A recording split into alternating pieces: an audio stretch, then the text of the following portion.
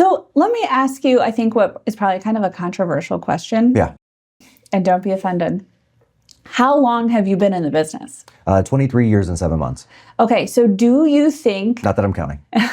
if you were a brand new buyer, would you say, I'm not using a brand new real estate agent? I would not. Unless there's only one instance, maybe two that I would. Okay. First one, if they're part of a larger, well-infrastructured team. Right. Right. As an example, my team and several others in Metro Detroit, our requirements are their first several deals, they have to partner with one of our veteran agents. Okay. Right. And that gives them a lot more confidence. Yeah. It means, so there's one team leader in the area, not to name, but they don't use legacy, that literally says, hey, I want my first time agents to go fly solo because I feel like they need to lose a deal to be able to close more deals. Okay. Because then they'll have to fight them. But think about that from the buyer or the seller perspective, right? If they lose their first deal because they're just unsupported, that's a buyer or a seller that just received absolutely terrible service. Right. So most of the larger teams in Metro Detroit go the other way with it, where they have some layer, some broker protection, some partner protection with a veteran agent.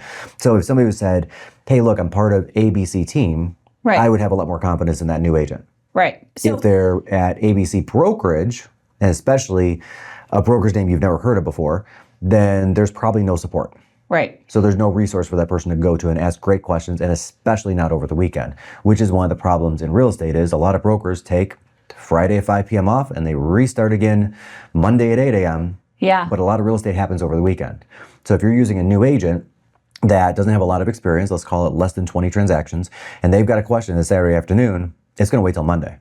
Because their broker's out. And yeah, to clarify for other people, the broker is the person who's helping that agent. So if the agent has a question, they have to escalate it to their broker. You're saying that a lot of brokers just aren't available because they take weekends off, which sounds nice. Yeah, it does sound nice. I wish I did. So let's say I have my heart set on Sally, and Sally is a new agent. It sounds like if I still really want to work with Sally, I should just ask some more questions and say, hey, what kind of support do you have? I think you're going to be a phenomenal negotiator, whatever it is that, makes me want to work with Sally, but I probably just need to ask some more questions to make sure that she's got the appropriate support and the appropriate resources so that we don't have a roof issue or a sewer inspection issue or whatever. Mm-hmm. Yep, absolutely. So you should definitely start asking some additional questions specific to support. Right. Like, who in your office are you mentoring with who has a lot of experience, as an example? Right. Because we were all day one at something sometime. Everyone was. I mean, I was, you were, everyone was. And as much as I don't want to penalize somebody for that, I also don't want to put in the hands of a brand new person a $500,000 home purchase. Right. Without knowing that they're your forever home. This is your biggest investment. Yeah. For most people. It's scary. Yeah. It can be very scary. Or it can be very fun. Right. Either way. Very exciting. But yes, that local real estate agent that does have a ton of reviews, that you can see the map overlay that they've sold many properties in the area, that is probably going to be your best bet. Got it. Now again, it's not going to guarantee a great agent, but at least you know that they've had past success. And they've received 5-star reviews for it. Then the other thing you want to do is start reading into the reviews themselves. See if you can see yourself in those reviews, right? Is this person only working with people that are buying their third home between $750,000 and $2 million? Oh, yeah. Because that's a different level of information. That's a different level of hand-holding than somebody that's buying their very, very first home. Yeah. Right? Somebody buying their very, very first home. Different market. Different market. Like a different market and different sets of questions, different sets of information I'm going to give that person. If someone is buying their third home, especially in the last 10 years, they have some experience with it. Right? Yeah. So there's certain things that I may just gloss over as a real estate agent that's been doing this for a while, right? Right. With a first-time buyer, I'm going to approach that situation differently and probably give them more information, but make it smaller bites. Right. Right? So I'm not overloading them. Right. Right. So is that agent used to working with somebody in your specific position? What if you're moving down as a seller? What if you're hitting retirement and you're going from a house at 4,000 square feet to a 2,500 square foot condo? Those are two different transactions you got to line up. Does this person have experience doing it?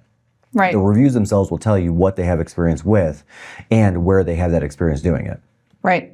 That makes sense. Yeah. So let's apply that baby steps concept here today. Yeah. Okay, so we've decided that we want to buy. We have decided that we are going to pick out a phenomenal real estate agent and they're going to help us find that mortgage broker that's going to be perfect for us. Yep. Although, really, is there such a thing as perfect, right? But we're going to find the right one for us for this deal. And then we're off to the races. Yeah. So what does that what does that look like? Like, what day are we on? Are we So on day right 5? now Where are we at? we're probably 2 days before we're seeing homes. Okay. Yeah. So you got the mortgage broker. Mortgage brokers probably ask you for a bunch of stuff. You're in the process of turning in a whole lot of that stuff.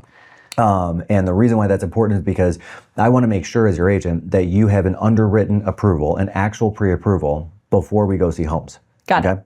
Now the reason for that is because when we go see a great home, it's not just going to be a great home for us. It's going to be a great home for like 8 different families. Yeah. Which means that we're going to be competing. Right. This actually just happened to on one of my listings where we did have 4 offers come in. One of them, which was actually the second highest, had a pre-qualification, not a pre-approval. Okay. And those are very different things. So a pre-qualification is where you call up a lender or a loan officer or a mortgage broker and say, hey, look, I make about this much. I have about this much debt. Yeah. And I'm pretty sure my credit score is somewhere around here because that's what Credit Karma said. What do you think? And the guy says, well, I think you can get a loan. I mean, there's a pretty good chance of it. Right. You know, let's say 80%. I'm faithful in that. So I'm going to give you a pre-qualification based on just random unverified information that I was told. I plugged it on the internet. Yep. Agents and sellers do not trust it.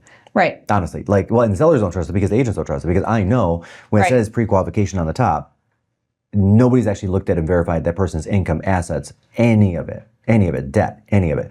So in this case, I told my seller, I said, look, I'm going to give this guy 24 hours to change from a pre-qualification to a pre-approval, but I also don't want to piss off the other 3 buyers that are sitting here willing to make great offers on your home.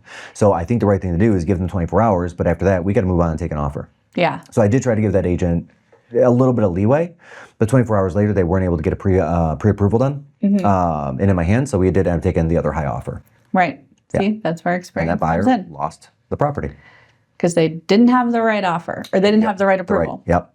Yeah. So you definitely want to have that in hand in some form or fashion before you see the first home.